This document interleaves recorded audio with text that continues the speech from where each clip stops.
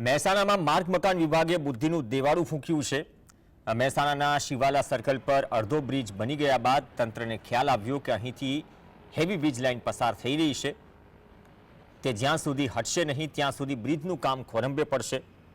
સવાલ એ થાય કે બ્રિજ બનાવવાના કામના ટેન્ડર પ્રક્રિયા વખતે કે સર્વેની કામગીરી વખતે આ હાઈટેન્શન વીજ વાયર નજરે નહીં પડ્યો હોય કે પછી ઓફિસમાં બેસીને જ પ્લાન તૈયાર થઈ ગયો, અને જો નજરે પડ્યો હોય તો પછી આ હાઈ પાવર વીજ વાયર ખસેડાય નહીં ત્યાં સુધી કામને મંજૂરી કઈ રીતે મળી ગઈ? મહેસાણાના કોંગ્રેસ અગ્રણીએ આ માટે હાઈકોર્ટના દ્વાર ખખડાવવાની તૈયારી કરી છે। પણ જ્યારે કોઈ પણ વસ્તુ બનતી હોય, જ્યારે કોઈ પણ બ્રિજ બનતું હોય, માર્ગ મકાન વિભાગ એના સાથે સંલગ્ન જ હોય। તમે જ્યારે ડ્રોઈંગ દોર્યું ત્યારે શું જોયું નહોતું? હવે તો વાત એવી પણ મળી છે કે ભાઈ આ જે પાવર હેવી લાઈન જાય છે તો અદાણીની છે।